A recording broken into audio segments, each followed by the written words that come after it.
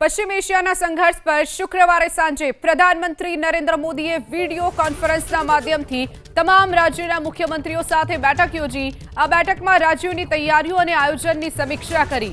આ ઉપરાંત ટીમ ઇન્ડિયાની ભાવનાથી સંકલિત પ્રયાસો સુનિશ્ચિત કરવા પર ભાર મૂક્યો।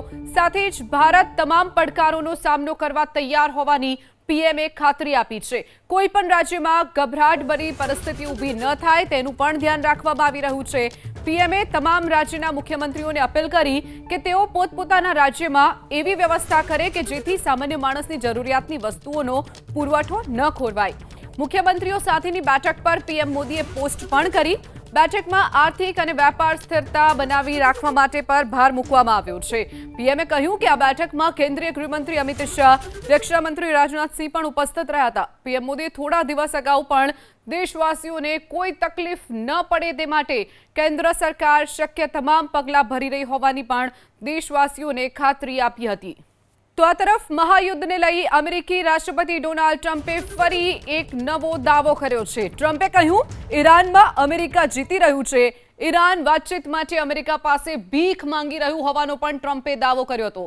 સાથે જ ટ્રમ્પે સ્ટ્રેટ ઓફ હોર્મુઝને સ્ટ્રેટ ઓફ ટ્રમ્પ ગણાવી દીધું છે। ટ્રમ્પે ઈરાનને ચેતવણી આપતા કહ્યું કે ઈરાને સ્ટ્રેટ ઓફ હોર્મુઝ તો ખોલવું જ પડશે। ટ્રમ્પે એવો પણ દાવો કર્યો કે ઈરાન અમેરિકા સાથે વાતચીત કરી રહ્યું છે। જો કે ઈરાનના અધિકારીઓ ટ્રમ્પના આ દાવાને નકારી રહ્યા છે। ઈરાની અધિકારીઓ ખોટું બોલતા હોવાનો ટ્રમ્પે દાવો પણ કર્યો છે। તો આ તરફ હોર્મુઝને લઈ અમેરિકાને ઈરાનની ધમકી। હોર્મુઝ સ્ટ્રેટ પર સંપૂર્ણ નિયંત્રણ ઈરાનનું રહેશે તેવી વાત ઈરાને કરી છે। ઇઝરાયલ અમેરિકા પર હુમલા વધુ તેજ ઈરાને કર્યા છે।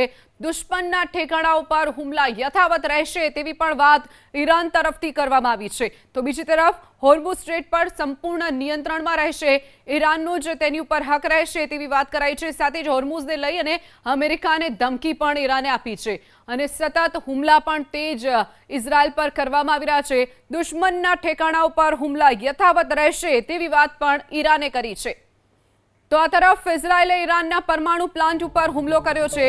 યઝદમાં યુરેનિયમ પ્રોસેસિંગ પ્લાન્ટ ઉપર ઇઝરાયલે હુમલો કર્યો। આ હુમલા બાદ ઈરાનના વિદેશ મંત્રીએ ચેતવણી આપતા કહ્યું કે આ હુમલાઓ માટે ઇઝરાયલે ભારે કિંમત ચૂકવવી પડશે।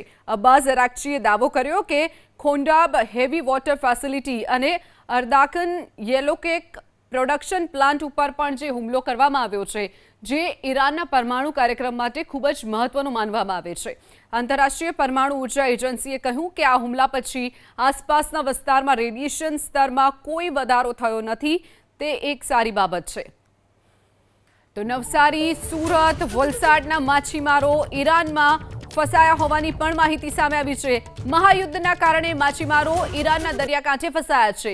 ત્રણેય જિલ્લાના 27 જેટલા માછીમારો ફસાયા હોવાની માહિતી સામે આવી છે।